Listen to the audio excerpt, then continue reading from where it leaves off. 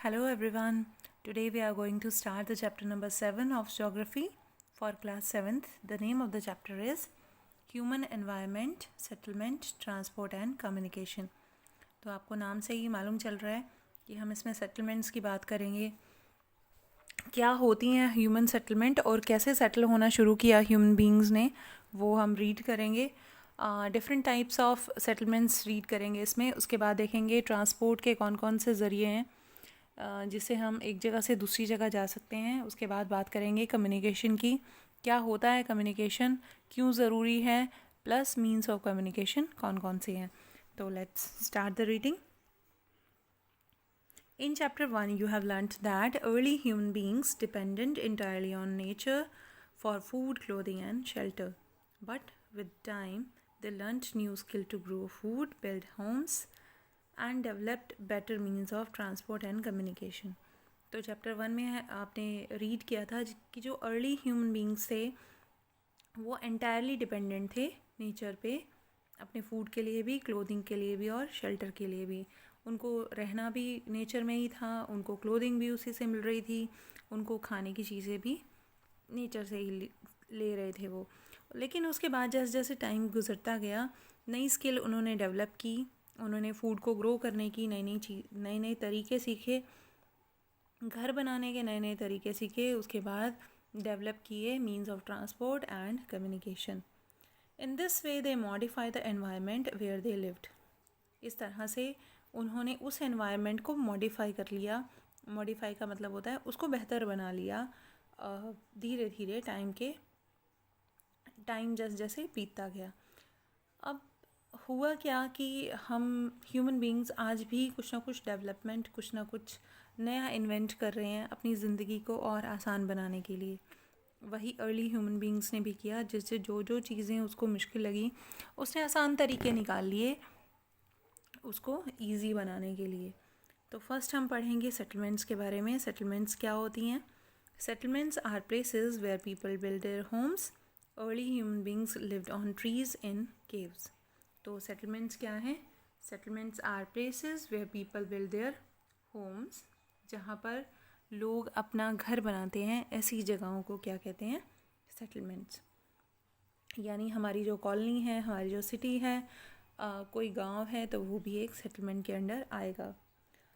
Early human beings lived on trees and in caves. अब फिर से अर्ली ह्यूमन बींग की बात हो रही है कि वो कहाँ रहते थे? पेड़ों पे और केव्स में. When they started to grow crops, it became necessary to have permanent homes.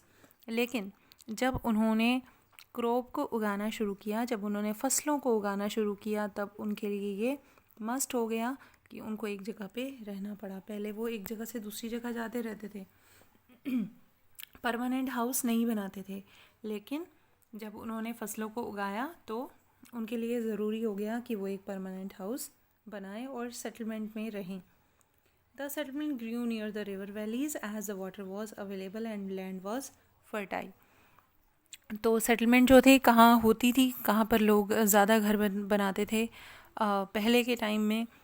तो एंशंट टाइम में ज़्यादातर लोग जो है रिवर वैलीज़ के आसपास घर बनाते, रिवर वैलीज़ में घर बनाते थे. मैं कहूँगी नदियों की घाटियों में, नदियों के किनारे पे. क्यों? क्योंकि वहाँ पर उनको वाटर अवेलेबल होता था और लैंड भी वहाँ पर क्या थी? फर्टाइल थी, जिसमें वो अपनी फसलों को आसानी से उगा सकते थे.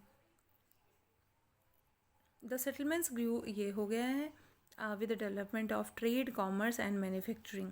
और धीरे धीरे क्या हुआ? व्यापार बढ़ा. अब पहले जो थी फसलें अपने लिए उगा रहा था ह्यूमन, लेकिन धीरे धीरे वो उनका व्यापार करने लगा और मैन्युफैक्चरिंग यानी चीज़ों को बनाने लगा, नई से नई चीज़ों को बनाने लगा. ह्यूमन सेटलमेंट्स बिकम लार्जर, और इससे क्या हुई? सेटलमेंट्स और भी बड़ी होती चली गई. Settlement flourished and civilisation develop near the river valleys. और ये सब कहाँ हो रहा था? Near the river valleys. Do you recall the names of civilisation that grew along the bank of the river Indus, Tigris, Nile and हवांगी? आपको याद होगा कि रिवर इंडस के आसपास सिंधु नदी हमने पढ़ा था 6th क्लास में. कौन सी सभ्यता थी, कौन सी सिविलाइजेशन थी जो रिवर वैली के इंडस रिवर वैली के आसपास जो है डेवलप हुई थी? तो आंसर है इसका Harappa civilisation.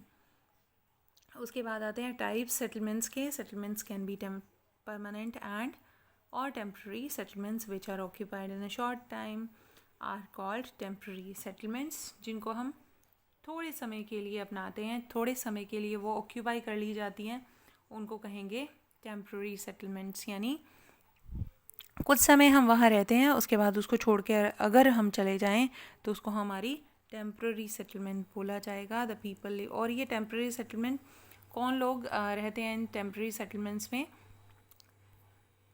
The people living in deep forest, hot and cold desert and mountains often dwell in such temporary settlements। जो भी फॉरेस्ट एरिया में रहते हैं, फॉरेस्ट एरिया में कौन रहते हैं? Tribal people. ज़्यादातर वो किस में रहते हैं? टेम्प्रेरी सेटलमेंट पे रहते हैं, क्योंकि वो आसानी से एक जगह से दूसरी जगह चले जाते हैं अपना प्लेस छोड़ के। और वो करते क्या हैं? दे प्रैक्टिस हंटिंग, या तो वो शिकार करते हैं, गैदरिंग करते हैं, चीज़ों को इकट्ठा करते हैं। शिफ्टिंग कल्टीवेशन करते हैं। शिफ्टिंग कल्टीवेशन, जब एक जगह से दूसरी जगह हम खेती करते हैं एक प्लॉट ऑफ लैंड को साफ़ करके, तो उसको हम शिफ्टिंग कल्टीवेशन बोलते हैं। उसके बाद ट्रांसह्यूमेंस, यानी अपने जानवरों को जब वो एक जगह से दूसरी जगह लेकर जाते हैं in the search of their fodder, उनका जो भी ग्रास के सर्च में या फिर अपने एनिमल्स के लिए जब वो एक जगह से दूसरी जगह छोड़ते हैं तो उसको ट्रांसह्यूमेंस बोलते हैं। However, more and more settlements today are permanent settlements। ये तो थी टेम्पररी सेटलमेंट्स की बात जो मैंने बताई आपको ट्राइबल पीपल के बारे में। अब आते हैं परमानेंट सेटलमेंट्स पे। परमानेंट सेटलमेंट्स वो सेटलमेंट्स है जिसमें ज़्यादातर लोग आजकल रहते हैं। हम भी परमानेंट सेटलमेंट्स में ही रह रहे हैं। In the settlements people build their homes to live in, क्योंकि हम अपना घर बनाते हैं उसमें रहने के लिए। ये साइड में जो है ट्रांसह्यूमेंस की डेफिनेशन है, आई हैव ऑलरेडी मैंने एक्सप्लेन कर दिया है इसे। उसके बाद एक छोटा सा इंसिडेंट है यहाँ पे, और इंसिडेंट है एक बर्थडे पार्टी का कि जिसमें पूछा जा रहा है मैरी का बर्थडे है और उसकी वो फ्रेंड का वेट कर रही है अपने, और फ्रेंड आता है और बताते हैं कि वो ट्रैफिक जैम में फंस गया था। फिर बात चलती है कि ट्रैफिक जैम क्यों होता है शहरों में, गाँव में क्यों नहीं होता ट्रैफिक जैम। तो फिर यही बोला जाता है क्योंकि शहरों में बहुत ज़्यादा क्राउड है, सेटलमेंट्स ज़्यादा हैं इसीलिए, और सेटलमेंट ज़्यादा होंगी तो उनके पास ट्रांसपोर्ट, मींस ऑफ ट्रांसपोर्ट भी ज़्यादा होगा। और क्योंकि विलेजेस में बहुत सारी फैसिलिटीज़ नहीं हैं, वहाँ बड़े बड़े हॉस्पिटल्स नहीं हैं, सिनेमाज़ नहीं हैं, और इसीलिए लोग जो हैं शहरों की तरफ आ रहे हैं। तो ये सब हम इस पैराग्राफ में रीड करेंगे। उसके बाद हम आते हैं from the above conversation we can identify two different pictures of settlements, the rural and urban settlement. अब यहाँ पे दो तरीके और निकाल लिए सेटलमेंट्स को डिफ़ाइन करने के लिए, रूरल एंड अर्बन। रूरल होता है गाँव की सेटलमेंट और अर्बन होता है शहर की सेटलमेंट। तो आपको ये क्लियर हो जाना चाहिए, जो रूरल वर्ड है वो किससे हम देखेंगे उसको, विलेज से। और दूसरा वर्ड जो है वो है अर्बन, यानी अर्बन जहाँ भी लिखा होगा तो हम उसको, हमें अंडरस्टैंड हो जाना चाहिए कि अर्बन जो है वो सिटीज़ के लिए यूज़ होता है, यानी शहरों के लिए। तो अर्बन और रूरल दो तरह की सेटलमेंट्स है। अर्बन सेटलमेंट्स कुछ, दोनों की अपनी अपनी अलग अलग क्वालिटीज़ हैं। The villages are rural settlement where people are engage in activities like agriculture, fishing, forestry, craft work and trading. Obviously गाँव में जो लोगों का काम है वो शहरों के काम से डिफरेंट है। और गाँव में लोग गाँव की जो सेटलमेंट्स है वहाँ पर लोग किस किस एक्टिविटीज़ में एंगेज्ड हैं? एग्रीकल्चर में खेती करते हैं, फिशिंग मछली पकड़ते हैं, फॉरेस्ट्री करते हैं, लकड़ियाँ इकट्ठी करते हैं, कई बार क्राफ्ट वर्क भी करते हैं, काफ़ी चीज़ें बनाते हैं, एंड ट्रेडिंग करते हैं। तो इन सब एक्टिविटीज़ में गांव के लोग एंगेज होते हैं। उसके बाद है rural settlements can B compact और स्कैटर्ड। तो कॉम्पैक्ट भी हो सकती है, एक जगह इकट्ठी भी हो सकती है, और स्कैटर्ड भी हो सकती है। तो कॉम्पैक्ट क्या, ये आप पिक्चर में देख सकते हैं। कॉम्पैक्ट यानी एक दूसरे से जुड़े हुए घर, और स्कैटर्ड यानी दूर दूर घर हैं, एक ही गांव के घर दूर दूर हैं। आपको ये जो स्कैटर्ड सेटलमेंट है ये ज़्यादातर माउंटेन एरिया में देखने को मिलेगी। This type of settlements are mostly found in hilly tracts, thick forest and regions of extreme climate. तो इस तरह की मैंने बताया जहाँ पर extreme climate होता है वहाँ पर हमें scattered जो है settlement देखने को मिलती हैं. In rural area people build houses to suit their environment. तो rural area में लोग घर बनाते हैं क्योंकि वो environment उनको suit करता है. In regions of heavy rainfall they have slanting roof.